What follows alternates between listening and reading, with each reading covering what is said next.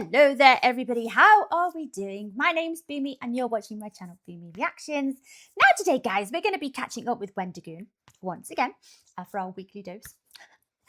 This title came up, so this video popped up on my suggestion list and I absolutely had to do a reaction to it. Number one, it sounded interesting. Number two, it's something that I have seen on American TV growing up. So this is the controversial missing children on the milk cartons program. So, like I said, growing up watching an awful lot of American TV and films, we see them, but I don't know, it's just something that I always associated as that's quite an American thing because we don't have it here in the UK. But that's not strictly true. Apparently, we did attempt to adopt this program a few times. And I know America no longer does this. I think it stopped in, is it the late 90s? But yeah, just looking into it a little bit then, I have no idea what's controversial about this program, by the way. So again, this video sounds very interesting. Learn something new.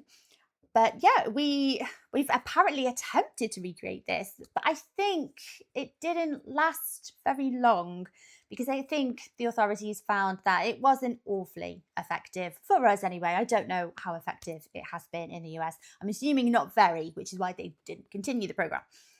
But I'm sure there's a number of reasons why they stopped it as well. But it's just something that's quite foreign to me as a British youngster, or was a youngster.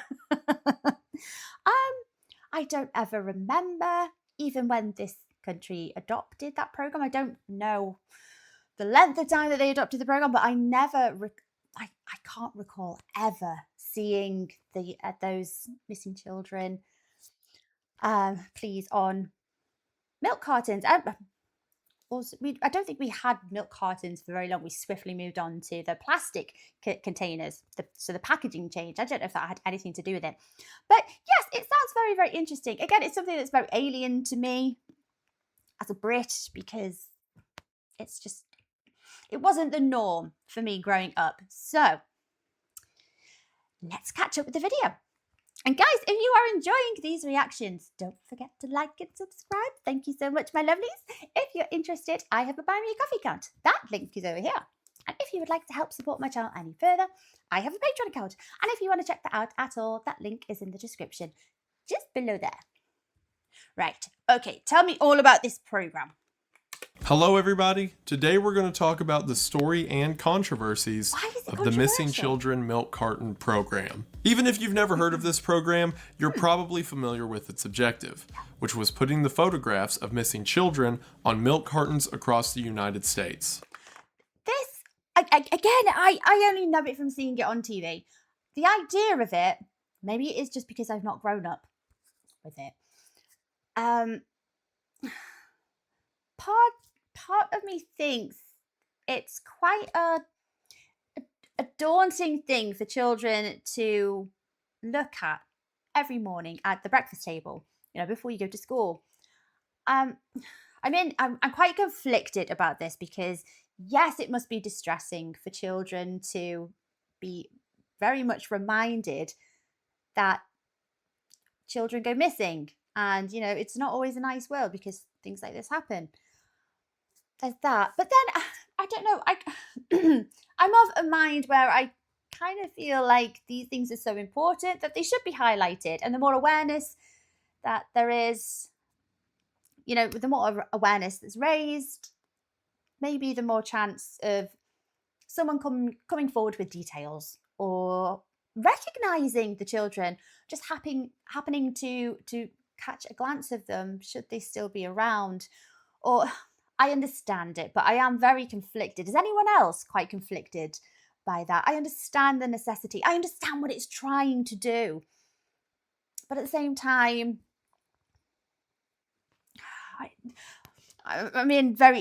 it's not often that I'm undecided and on the fence on something, but this is one of those. I feel very conflicted. I don't know The program, which began in the 1980s, was meant to raise public awareness about the epidemic of missing children and more broadly the concept of stranger danger.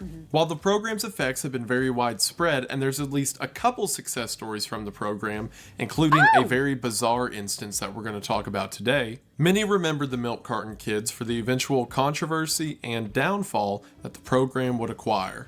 And if you've ever seen a picture from a movie or TV show that shows a missing kid on the side of a milk carton and wonder, why don't they do that anymore? We're going to talk about exactly why they don't do that anymore. There we go. Going to answer all of my questions. I have the image of the Simpsons episodes where we've got Milhouse's face on the side of a milk carton. So I don't know, maybe there's an element of poking fun at it, or maybe this program is kind of seen as, I don't know, like a jest sometimes. So if that sounds interesting to you, stick around as we talk about the problems, cases, and history of the Missing Children Milk Carton program, which will almost undoubtedly be useless information to everyone watching, but it will also be depressing. Oh, not another one. No. Whatever that's worth. We are going to go ahead and get into it, but as always, thank you for watching. Also, before we get started, check this out. My buddy Bryant made the Wendigoon logo into a real thing, like with the night vision mount and the deer's skull. It's like Wendigoon, but real. Oh, I think you've asked a few times about some of the things he's got hanging on his walls. That's wicked. I love that. He's so cool. I'm going to make sure he stays somewhere on this wall for the foreseeable future. So thank you, wicked. Bryant. Now, to understand how the Missing Children Milk Carton program came to be, we need to take a look back at the first instance of someone putting a kid's face on a milk carton. And to do that, we need to understand how the whole milk carton thing worked. In the 1960s, paper milk cartons became the main form of milk distribution in order to replace the more expensive glass bottles. Since these paper milk cartons were cheap and pretty quickly produced with a wide audience, it became common for companies near local dairies to advertise on the side of milk cartons. Absolutely. So by the 1980s, it was very common to expect some kind of messaging or advertisement on the side of the milk carton you buy at the grocery store. Now, strangely, there's a lot of debate online as to which child was the first to show up on a milk carton, but I think I found the correct timeline of events. Am I right in thinking, guys, that these are obviously the advertisements are aimed at more local? Why would it be a national advertisement? So I suppose it's which region had the first missing child photo. And I imagine a lot of them kind of happened around a similar kind of time. Des Moines, Iowa, on September the 5th, 1982, a paperboy by the name of Johnny Gosh went missing. Johnny was 12 years old at the time, and every morning, Johnny and his father would ride around the neighborhood as Johnny rode on his bike and his father followed him, as Johnny would throw newspapers to all the houses on the street. The night before Johnny went missing, he told his father that he felt he was old enough to do the paper run on his own.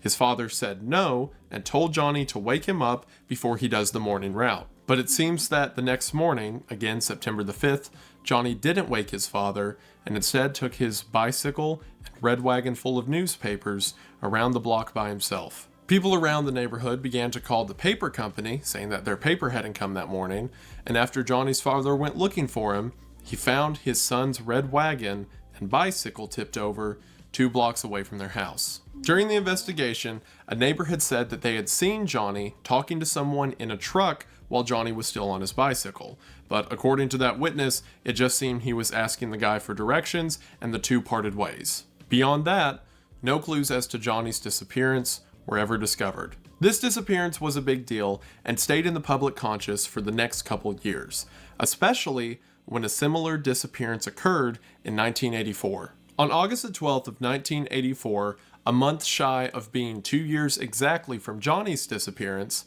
another paper boy, this one Eugene Martin, also went missing in Des Moines, Iowa.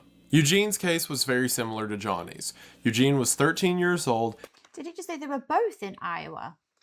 and had gone out to do the paper route that morning and was never seen again. A witness came forward and said that, very similar to Johnny's case, Eugene was spotted talking to an unknown man at around 5:45 in the morning. This was the only information the public had to go on, and given the similarities between Eugene and Johnny's case, many of the locals believed that the two disappearances were linked. However, what happened immediately following Eugene's disappearance that didn't happen following Johnny's disappearance would change the concept of missing children in the United States forever. Eugene Martin had a relative who worked at the local Anderson and Erickson dairy. Again, the disappearance of Johnny and Eugene was a huge deal in Des Moines, and Eugene's relative felt that if people knew what the kids looked like, then they'd have a better chance of finding them. So Eugene's relative approached his boss at the Anderson and Erickson dairy and said, what if, instead of running the normal ads that we run every week, we instead put pictures of Johnny and Eugene on the side of our milk cartons. Yeah, the owner of the dairy thought this was a great idea, and in September of 1984, for the first time, photos of missing children with the word missing rolled out in grocery stores across the city. Okay. And from there, the concept spread really fast. A couple months later, in November of 1984, Walter Woodbury of the much larger Hawthorne Melody Dairy in Whitewater, Wisconsin, was visiting Des Moines, Iowa on a business trip. While in Des Moines, he saw one of the Anderson and Erickson milk cartons that had the faces of two missing kids printed on the side of it and thought it was an incredible idea. The Hawthorne Melody Dairy was so big that part of its distribution range was Chicago, Illinois. So, Woodbury goes to the police chief of the Chicago Police Department, tells him about his idea to put missing kids on milk cartons, and the Chicago police also thought that it was a great idea. So it begins to spread to newspapers around the country that Chicago is going to begin showcasing missing children on milk cartons to raise public awareness. A month later, in December of 1984, Stephen Glazier, the future senator of California, sees this in the paper and thinks it would be a great idea for the entire state of California. So a statewide campaign is launched in California, and nearly every large dairy in the state begins putting missing children on the side of milk cartons. I think the intentions are they're very pure, they're very good. And I think without knowing that they wouldn't be too successful, I can understand why you think these would be a very good idea. They sound like they would work. They sound like a great idea. I think their success, excuse me, I've got a very rough throat with a minute. The success of this program relies an awful lot on a few things, which I don't think apply to every missing child. I suppose it applies more to the idea that maybe those children are still around, or I suppose there's an awful lot of factors that would impact how successful the program actually was.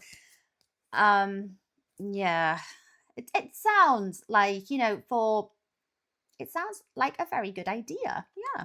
So seeing this as a way to raise awareness for missing kids, the newly formed National Child Safety Council creates a new program that will be nationwide and use a database of missing children to be printed on milk cartons across the country. And this program was called the Missing Children Milk Carton Program. I suppose as well that alongside the photos of the children, being able to potentially recognize them if they're still around with us, I suppose it's a way of getting information out to the public, so there's no misinformation. So everyone is aware of circumstances surrounding their disappearance, or key details like the red wagon in the case of the first boy here, without knowing how successful it was or wasn't. I think it sounds like a great idea. Founded in December of 1984. The first child featured on a milk carton at a national level was Eden Patz. Now, Eden's disappearance predates that of Johnny and Eugene's. However, Eden's case became much more high profile. On May the 25th of 1979, a 6-year-old Eden Patz went missing from his neighborhood in Lower Manhattan. Normally, Eden's dad would walk him down the short stretch of sidewalk in front of their house to get to the corner of the street where Eden's school bus would stop every morning. This morning of May the 25th, Eden was excited because it was the first time he got to walk to the school bus alone. Oh, don't. You just... I don't think you'd ever get over that as a parent. Of course you wouldn't. But it's so awful to have to accept the idea that they went missing on the first instance, the first time that they just wanted to do that little stretch of the journey on their own. They were so looking forward to doing it.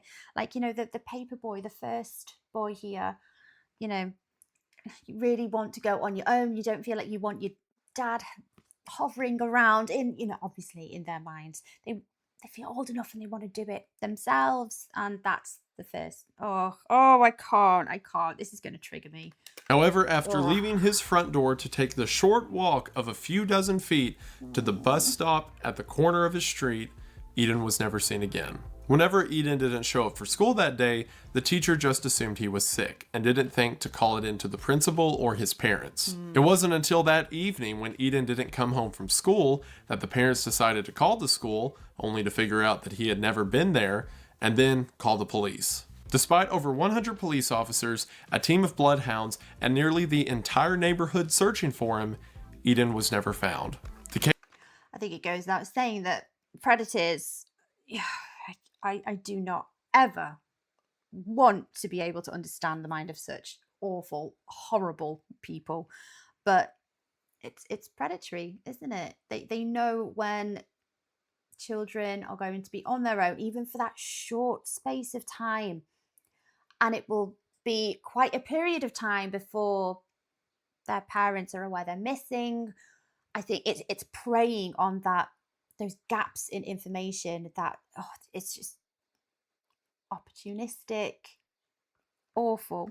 The case was so high profile that Ronald Reagan made May the 25th National Missing Children's Day. And despite the Missing Children Milk Carton program beginning 5 years after Eden's disappearance, Eden Patz was seen as such a widely known case and a case that people wanted to see resolved in some sense that they decided his would be the first face to show around the country. There's a lot of confusion and conflicting reports online as to which face was the first to appear on a milk carton. Some say it was Johnny's, some say it was Eugene's, and some say it was Eden's. But as I just explained, all three are technically correct. Johnny and Eugene appeared simultaneously as the first kids on a milk carton, and Eden was the first one to appear nationally on a milk carton.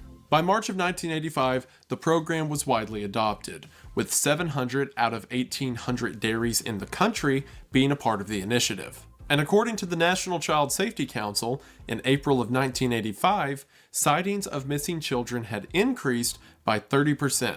However, sightings of missing children are very different from children no longer missing. And if you're hearing all of this and asking yourself, so how effective was the Missing Children Milk Carton program? Right, yeah. Then, well, now it should also be mentioned that the faces of missing kids weren't exclusive to milk cartons. There were also cases of the faces appearing on envelopes, trucks, billboards, posters, grocery bags, pizza boxes, and even utility bills. So the question, whenever you have all of these different avenues for people to see children's faces, is, are they actually working? And it seems that the end result is we don't know. Of course, there was the odd circumstance where a child was found and a witness would say that they saw the kid's face on a pizza box or milk carton, but those were few and far between. This is what I was talking about earlier. So I think how effective the program relies on so many variables.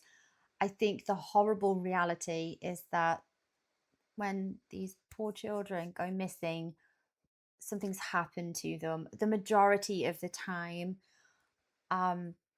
So then they're not going to have a sighting. There's always exceptions, and I don't know the statistics. So for all I know, there could well be plenty of missing children that they're still around. But I don't think that's as likely. I don't think that's the norm. I hate talking in these terms. All I can think of is that that is someone's baby. That oh yes, this is depressing.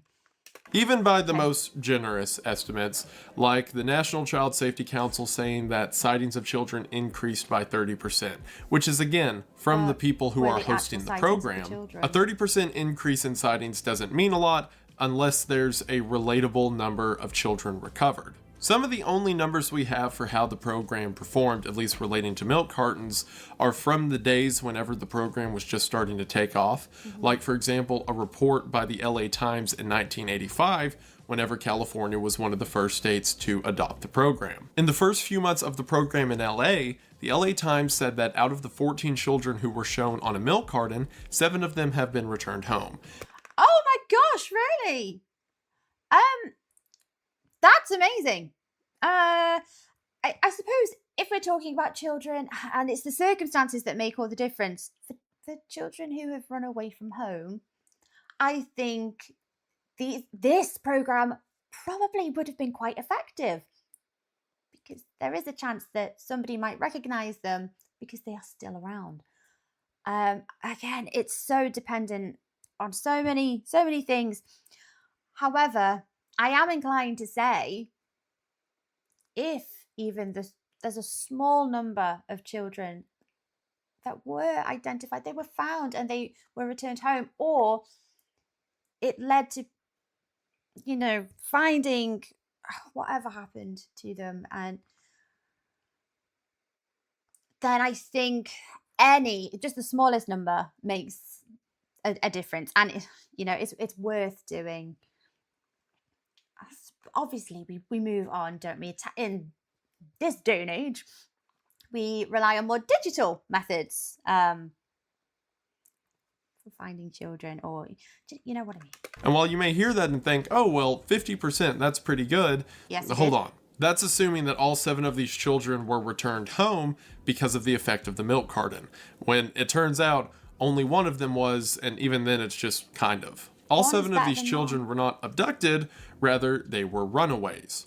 And in each case, it seems that it was an older child, 14 to 17 years old, who decided to run out and party with friends for a week or two, and then came back home. And during that time they were gone, the parents called the police. The police filed them as a missing child, so their face wound up on a milk carton when they were really just out on a bender.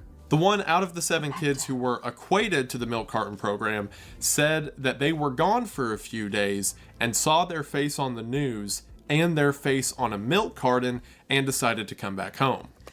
I suppose, I've had a horrible thought. I suppose in the case of, this program being successful, more successful with runaways, I suppose you could argue and say children do not run away from home for no reason. What are they running from? And you're returning them back home. And is there a follow-up on why the child has run away? Is there abuse at home? Is XYZ? If that hasn't been followed up, you're returning them potentially back to an abusive situation. But how safe are they on their own? There's so much to this. But even then, from everything I read, it seemed that the kid was just out partying for a week. They didn't move out. But the news just simply said 50% success rate, and that made more people decide to get on board the program. And it seems that across the country, numbers were fudged in a very similar manner. One of the statistics I kept hearing from politicians and law enforcement around this time was the 2 million number, saying every year 2 million children go missing, which is an insane estimate by anyone's standards. But the narrative, even if it was never officially stated around this entire culture of the 80s, and especially the stranger danger epidemic, which is something that's a bit out of the scope of this video, was that all 2 million of these missing kids were abducted and swept off the streets by these no good, low down strangers who roll into town, steal a few kids, then roll out. And it began to contribute. Oh, but it's not just as blasé as that. Nobody wants think about it, but why are they abducting children? They're abducting them for a reason. And contribute to this air of fear in the public that you couldn't let your child out in public, even if you were with them, because there was always a shady van around the corner ready to sweep up kids. And I'm sure that several of you watching either lived through or had parents who lived through the era of anti-stranger PSAs or these videos that would teach children to never get in a car unless they had a password that your parent would have told them at some point. And never accept sweets. Specifically, you latch on to the words, don't you, as a child? So when your parents tell you, if anyone ever offers you some sweets, candy, you say no, and you go away. You don't hang around with them. You go away. You never say, "Oh yes, I want some sweets." Or if someone, I don't know if you guys had this. For our viewers in the US, did your parents always say to you, if there's a man in a van, they're always in a van, aren't they? If there is a man who says to you, I have some puppies in my car, do you want to come and see them? You always say, no, and you run off back home. You go back to your parents. The horrible reality is that should that circumstance ever happen, that situation ever arise, every child, I would say, would go, oh, a puppy! Oh, my God, yes! Sweets, candy, yes! But yeah, it's always the same. It's always puppies and sweets for us. And to never talk to weird people at the grocery store and all kinds of stuff like that. Yeah. And while that's not bad in itself, of course, everyone and their children should be prepared for bad people, it was an insane mischaracterization of the statistic. Yeah. For one, the 2 million number seems completely bloated. By most estimates I've seen, the 1.8 to 2 million figure is people throughout the year who told the police, maybe, that their child was kidnapped, and less than half of those turn out to be legitimate. It's just parents who lost their kid in the grocery store for like 2 minutes. And according to those 2 minutes, I imagine, are the longest 2 minutes of your life. The other statistic is that, horribly, the majority of the time, I don't know whether statistics differ from the UK to the US. I imagine they don't with this. The majority of the time, children aren't abducted by absolute strangers. That's actually quite rare. The majority of the time, they're willing to go because it's a family member, which is a horrible, bone-chilling statistic. A Department of Justice survey from around this time, out of all of the reported kidnappings, they could confirm 800,000 as abductions that police looked into. You may hear them think, 800,000, that's still a wild number. Well, out of that 800,000, the Department of Justice said that 115 of those were stereotypical abductions. And by stereotypical abduction, I mean a scenario in which a stranger transported a child and kept them overnight. So 115 out of 800,000, not a lot. Of course, it's still a tragedy and still 115 too many, but compared to the population of the United States, that is a very small number. So, yeah, I know I've just mentioned that statistic. So is it not considered, or was it not considered, a stereotypical abduction case if that child had been taken by a relative or a family friend? Does it have to be a stranger to fit the criteria here? So 115 out of 800,000, not a lot. Of course, it's still a tragedy and still 115 too many, but compared to the population of the United States, that is a very small number. The vast majority of missing children's cases are either children running away or divorce disputes. Or specifically cases during a divorce where one parent is given custody for an allotted time and the other parent either takes the child away for some time or picks up the kid when they're not supposed to, and it causes a spat where one party calls the police. The issue was all of these... A lot more common than I'm sure authorities would like, but it still happens. And they can't not respond to it either, because like I said, with that horrible statistic, even though these parents do have parental responsibility, can't get my words out today, parental responsibility, um, and there's no legal issue with them taking their child. It's just out of what's been arranged with their ex-spouse. Oh, sorry guys, my keyboard has run out of battery. I keep having to lean over. Even cases of children running away for a day or two, then coming back home, were getting lumped in as missing children. Mm-hmm. And the issue with that is that it went on to define an entire era of child rearing. There was an entire generation of kids who had their neighborhood shut down Halloween for fear of all of the random unmarked vans that they feared were ready to pick up their children.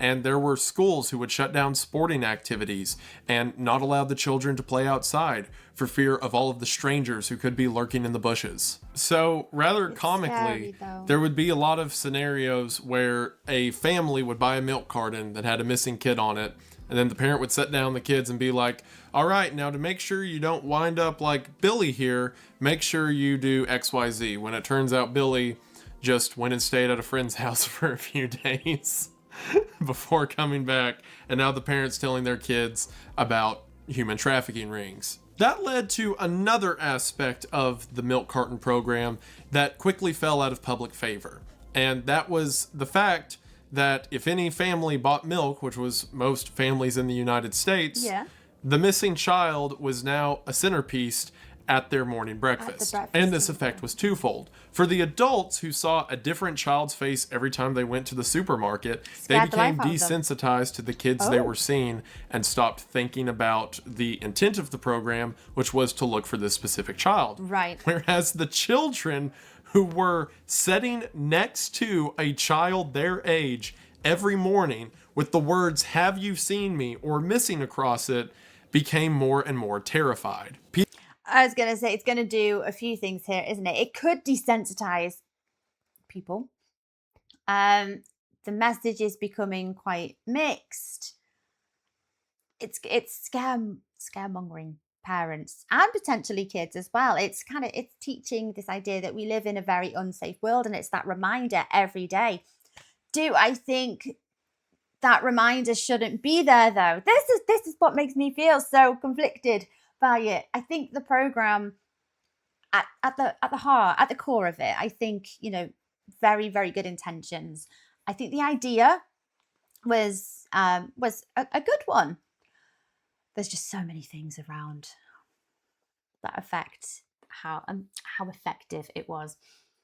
But when the message starts to become a bit convoluted, I don't know. Pediatricians Benjamin Spock and T. Barry Brazelton were very open critics of the milk carton program because they said they had seen several children who developed this acute sense of paranoia after seeing so many faces of kids their age on these missing person cartons. And again, this would be fine if the milk carton program was saving children. I think we can all agree that the life of a child is more important than the comfort of another child. Yeah. But as mentioned, it was debated if the milk carton program was doing any good at all, other than scaring kids and just vaguely raising the idea of stranger danger. A lot of the language and practices I see around this time seem like an overcorrection for me. In the 50s and 60s, children just kind of went missing, and either from runaways or just going off with strangers, and people just kind of let it slip. So in the 80s, there was this massive course correction where any statistic that had to do with a kid not being at home at night was added on to scare all the other children into never talking to anyone ever. I suppose what stays in my mind as well is that I don't think there were more children that went missing. I think it was reported more. So I think, children are the most vulnerable out of society. I think that we had probably the same amount of disgusting, predatory people willing to take advantage of vulnerable children. I think it was just, there was more awareness. It was reported more. And in the 80s, there was very much more, I don't like awareness of it. Everyone was more aware. So more people were more prepared to have these programs because, everyone wants to help. But yes, the fear mongering, and to this day as well, I don't think that's gone away. That's got worse. Also didn't help was the juxtaposition between the milk carton program and the nature of missing children. See, there were several cases of people thinking that the milk carton program was a good idea, and pretty much across the board in the beginning, everyone thought it was like a good idea. Yeah. Until, children started to get scared of anyone taller than them, but that's different. But there was this period of time where people really liked the idea. And every time that they would see a new child's face, they'd sit down with the family and be like, okay, this kid is Bobby Lawton, and he looks like this. He's about your height. So if any of us see Bobby, make sure to tell a police officer. And it was doing what the program was supposed to. It was getting families thinking about this missing child. Yeah. And especially with some of the language I've seen around it, politicians had this weird Timmy stuck in the well mentality. Like, oh, these kids just got away from home. Let's go get them. So I don't think communities have lost that. We've had cases out here in the UK of missing children, and communities do desperately want to help. They jump to assistance, and they, quite often you find people helping in, I'm not saying silly ways, but ways that wouldn't really benefit the search. People just want to feel useful. They want to feel like they're contributing and coming together as a community and trying to desperately find this missing child, because, I think it strikes a nerve with everyone, understandably. But even now, yes, there is very much a community effort, a drive, this spirit of desperately trying to find these children, because everyone can sympathize, everyone can empathize. Even if you're not a parent, we still have that very, biological need to, like, oh my gosh, jump to help to find these children. People kind of got blindsided by, the nature of missing children, because I probably don't have to tell you, but even in the modern age with tech and search equipment being as great as it is, if a child is kidnapped or even gone out of their house for more than 48 hours, the chances of finding them alive are not great. As a matter of fact, the majority of child murders happen shortly after the initial abduction. And the time it takes for an investigation where the police are called, they do a search, they file the child as missing, and then a local dairy hears about it, gets a picture of the child, and then puts it out to be printed on their milk cartons and then distributed in stores. Not a good time frame. So while near the end of the program, like I mentioned, a lot of the faces on milk cartons weren't really missing children. They were just children who were filed as missing for one reason or the other. Even in the beginning, when it was like these high-profile missing children cases, by the time that face got to the dinner table, the chances of that kid being found weren't good. So it created this atmosphere where families would all invest themselves into this child, and then either through the news or talking to the police, it would be like, oh, well, what happened to old Timmy? And the police would be like, oh, his remains were found in the forest outside of town. He'd been there for weeks, it seems. Oh, what about little Sally? Well, it seems that Sally was kidnapped by a human trafficking ring, and there's really no lead on the killer. She's probably out of the country at this point. The outlook is very, very bleak. Oh, and then that guy has to go home and tell his family that, and then another kid shows up on a milk carton, and that cycle continues until everyone's tired of seeing it. I suppose it resonates with that hopefulness. It's that desperate, we all want to believe these children are going to be found and returned home. I think it plays on that sense of hope. And then when, the reality is that this is probably what's happened. It's horrible. And yes, it's depressing, but that's reality. And then I suppose you have to like explain that to your children who have become so accustomed to seeing the face of whichever child it is on that carton. Oh, yes. Okay. Yeah. So once again, public favor began to fall. And while I've talked about a lot of the problems with the Missing Children Milk Carton program, it wasn't without its success stories either, including one of the most bizarre, crazy child abduction cases ever, which was that of Bonnie Loman. When Bonnie was 3 years old, she was kidnapped from her father by her mother. Bonnie's mother and stepfather spent the next couple years living in Saipan and Hawaii with Bonnie, hoping that they would eventually lose heat from the police as they had just kidnapped a child. Eventually, they moved to Colorado around the time that Bonnie is 7 years old. At this point, because again, Bonnie was a kidnapped child, she hadn't been enrolled in school or allowed to talk to really anyone outside of her mother and stepfather. But in Colorado, Bonnie began to make friends with the neighbors next door, and her father even took her out to town on rare occasion. On one of these occasions, they were walking through a grocery store, and Bonnie looked in the dairy aisle to see her own face on a milk carton. Now, since Bonnie was never placed in school, she wasn't able to read and didn't know that just above her face was the word missing. Bonnie was a child and just saw her face on a milk carton and thought it was weird. I think even if you had a level of literacy at that age, I still don't think the gravity of that situation would hit a 7-year-old and be able to connect the dots. I think they'd literally just see words and be able to read them, but not really grasp the meaning of what that meant. And in one account I heard from Bonnie, apparently her stepfather introduced the picture to her.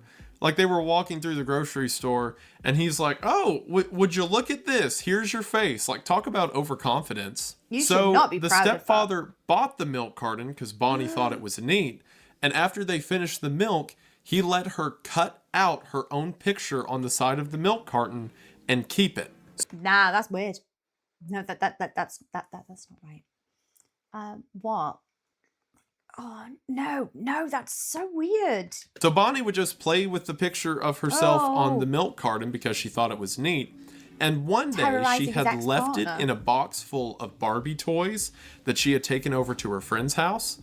And after leaving that box at her friend's house, her friend's parents opened it, saw the picture of Bonnie with the word missing above it, called the police. The police came and arrested Bonnie's mother and stepfather and returned Bonnie back to her dad. And that is... Oh gosh, I made an assumption there. I misheard. I thought it was dad that had... I apologise. I shouldn't have done that. I assumed. So it was terrorising her ex-partner. It's so selfish. Like, your child isn't having an education or a normal life just because you don't want to share custody. At least to my knowledge, the one time that a child's face on the side of a milk carton 100% directly led to the rescue of the child. Yes. And again, there were other cases of people saying that a child was saved because someone had recognized the picture from a milk carton. But Bonnie's the time that the milk carton did the heavy lifting. Can you imagine the bizarre nature of that? Of seeing your own picture on a milk carton and then getting older and realizing what that meant. Like, what a bizarre moment in history. But again, cases like this were few and far between, and most people continue to build criticism for the campaign as a whole. Another large criticism of the campaign was that the children featured on the side of milk cartons were overwhelmingly white, and normally whenever a minority child was shown on the side of a milk carton, it was a local program rather than a national program. So, as you could imagine, people didn't take too kindly to that. And it seems as the program went on, like I mentioned, it went from high-profile missing persons cases to just a series of cases where children were reported missing, with a lot of them just being spousal disagreements or runaways. And like with those later cases, the police, the judge, and everyone knows that the parents got into a fight and one of them took the kid for a bit and they're going to go to court and everyone knows where the kid's at. So that person doesn't need random do-gooders stopping them on the street because they saw the kid's face on a milk carton. And a lot of people seem kind of stumped by why the quality, that's a weird way to say it, why the requirements for missing children kind of dissolved over time. But I think there's a pretty easy explanation. Adam Garfinkel, a historian, notes that over the years, the government began to offer tax breaks to dairies who would feature kids' faces on the side of them because it was seen as a public service. Which means in the later years of this program, the more kids you show on a milk carton, the more you can get taken off your taxes. So there's an incentive. I think I know why they quit caring. It also didn't help that a lot of the poster child cases for the milk carton program did not have happy endings. For example, Eden Pat's, the first one who was shown nationally, was never found, and several of the details around the case are very grisly. Initially, there was a suspect who was arrested and questioned, who was a serial child abuser, but then they can never get anything on him. And then in 2017, someone else confessed to killing Eaton and went to jail, but then the validity of the confession has been called into question. Eugene Martin was never found, and there was never a lead in the case other than the person he talked to that morning in 1984. And Johnny Gorsh's case is particularly bizarre. In 1999, again, there had been no lead in Johnny Gorsh's case. He was the one who his dad found the wagon with the papers in it that morning in 1982. And from 1982 to 1999, there were no substantial leads in the case. Until in 1999, Johnny's mother said just in a conference one day that in 1997, two grown men showed up at her house, and one of them claimed to be Johnny. She said that Johnny had a very specific birthmark on his chest, so she checked his chest, and sure enough, it was Johnny. What? So Johnny comes into her house, and they talk for an hour, where Johnny explains that he was kidnapped by a ring of human traffickers, and here, about 20 years later, had just now gotten out, and likely would never see his mom again, as he is still in hiding from the traffickers. The police investigated her claims, could never find any leads. Someone came out saying that they knew Johnny because they were also kidnapped by that same ring of traffickers, but then that guy turned out to be lying. And a lot of people think that Johnny's mom just had a bit of a mental break and made the story up. And oh no, that's even more sad. Yeah. Is that for anyone who knows? Is that generally the accepted explanation to that? I don't think. I mean, that's some weird shoes to try and place yourself in. If you had just at that point escaped a human trafficking ring after being in it for what, like 10 to 20 years? How long did they say? I understand going home, but why is there no urgency to report it to the police? Yeah, maybe his mom did just have a bit of a breakdown. Then in 2006, Johnny's mom came forward again, this time with a photograph that was left on her doorstep that depicted three men tied up and gagged, and one of them, according to her, was Johnny, now grown up. However, a police officer in Florida said that he knew the picture because a similar thing happened in the 1970s when the picture came across his desk as being a group of kidnapped people.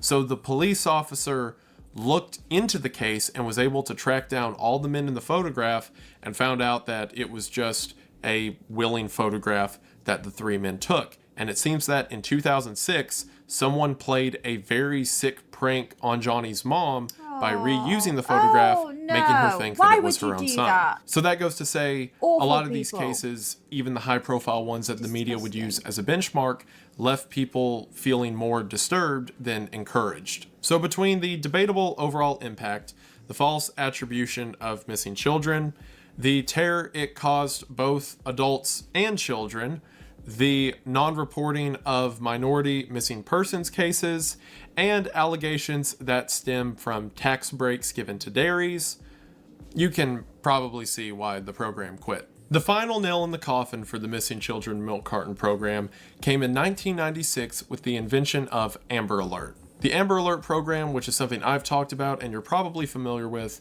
allows the authorities to give real-time updates on the children, descriptions of the children, and descriptions of their captors and the vehicle they're using. Amber Alert allows people to have real-time updates, especially in that first crucial period of time after the child goes missing, in a way that the milk carton program never could. And similar modern advancements in technology have allowed much better chances for children that go missing. For example, in 1990, about 62% of missing children were found alive and well, whereas in 2011, 97% of children were successfully recovered. And Amber Alert seems to have a significant part in that factor, as in a 2022 survey, 1,114 successful recoveries have occurred because of Amber Alert. And while I've talked about a lot of the controversies surrounding the milk carton program today, I truly believe that in the beginning and throughout all of it, there was at least a remnant of good faith people looking to help kids.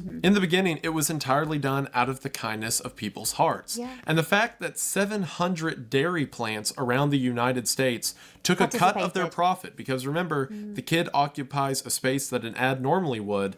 The fact that they did that, and by some estimates printed a total of over 5 billion milk cartons with missing children's faces, says a lot. And yes, numbers were bloated to incite public panic, and once tax breaks became involved, it became a whole business decision. But at least in the beginning, it was just people looking to help kids. While the milk carton program would slowly fade out in the years following the invention of Amber Alert in 1996, many believe Molly Bish in 2000 to be the last child ever featured on a milk carton. And sadly, as with many children featured on milk cartons, her body would be found 3 years later. I think the milk carton program is fascinating because, again, it comes from a time whenever people began to overcorrect for the, frankly, negligence that children received. Up until things like the Missing Children Milk Carton program and the National Child Safety Council, there was no way to distinguish a missing adult from a missing child. And nowadays it seems ridiculous because the rules are completely changed, rules for searching and information are completely changed, but at the time it was just treated the same across the board. And things like the Missing Children Milk Carton program began to bring the concept of missing children into the public conscious. To a degree that it eventually led to changes across the board. And had it not been for that program, things like Amber Alert and modern rules dictating how searches can be done and how quickly searches can be done for missing children never would have happened. So even if the program devolved to a point where it kind of lost track of what it originally was, and there was a lot of controversy that it scared kids and led the public wrong, I still think it was an overall good. Because when I look at figures like 1,114 children saved because of Amber Alert, that number never would have happened if it wasn't for the faces of Eugene Martin and Johnny Gorsh showing up on a Des Moines milk carton in 1984 that set all of it in motion. And I also think it's interesting to learn about because there was an entire generation of people who their childhood before school was growing up and looking at the face of a child they probably never knew, but now would be ingrained in their mind forever as the missing kid who ate breakfast with them every day. It's such a bizarre and weird moment in history to think about. And again, one that I think was necessary, but almost has this macabre nature whenever we look back on it. And I think it's fascinating. And if you stuck around this long in the video, hopefully you think it's fascinating too. And see, I told you it would be depressing. And yes, you did. Even if it was depressing, I'm still glad you're here and stuck around this long. And it means the most to me. And I just want to say thank you for watching. Thank you all so much for sticking around. This is a weird topic, I know, but I guess that's kind of like the, tagline for the channel at this point, just weird stuff. I was watching a YouTube video where someone was talking about old cartoons and how they used to make jokes out of people on milk cartons.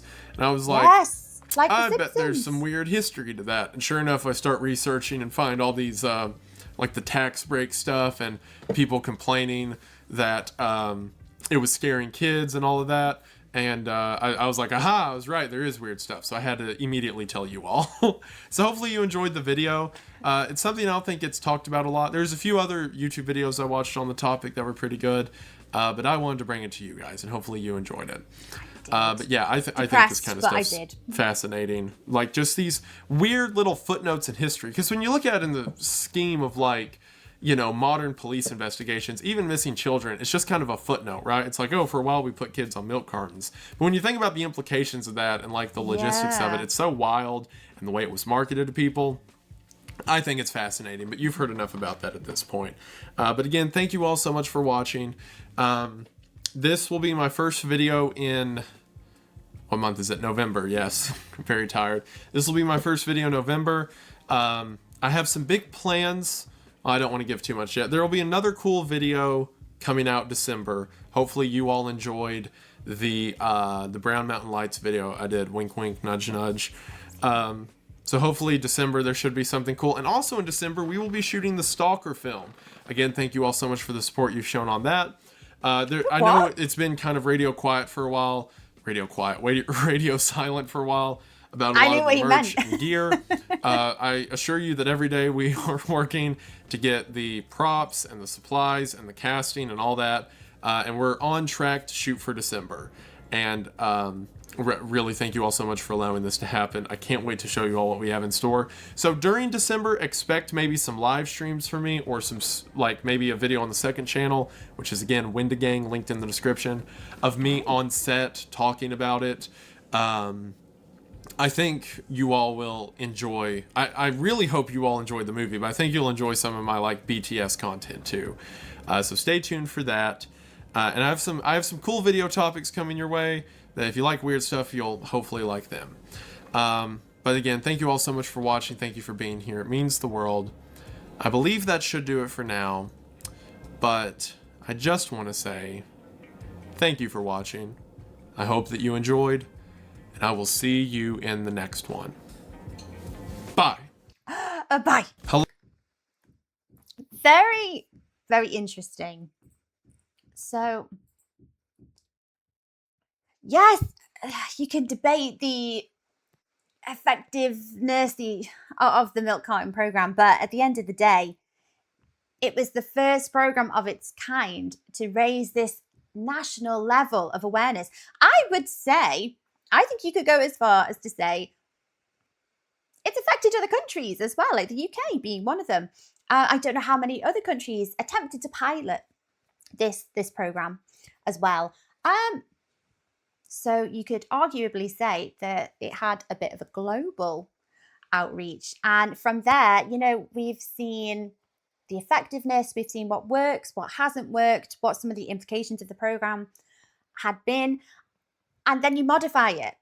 So arguably, yes, you could say it wasn't the most effective program in identifying and recovering children that have gone missing, but look at what it led to. And like, you know, we've said here as well, the intentions are they're good. People want to help. People desperately want to do what they can, play their part, however small it might be, or just do whatever they can to maybe help bring someone's baby back home or find out what happened to them. And, you know, I don't think that's anything to be scoffed at. You know, that's worth its weight in gold. Even if it wasn't the most effective, it was a pioneering program. It led to so many other more effective things and methods to find children. So I think it's fabulous. Very, very interesting. The only thing I really knew about it is from watching it on TV. So delving into it in this video, it's very, very interesting. So now I know. And that the UK had attempted to copy it a few times. Again, very, very interesting. Guys, I hope you found that as interesting as I did. I hope you enjoyed watching along with me. Take care of yourselves, and I will see you next time. Bye-bye.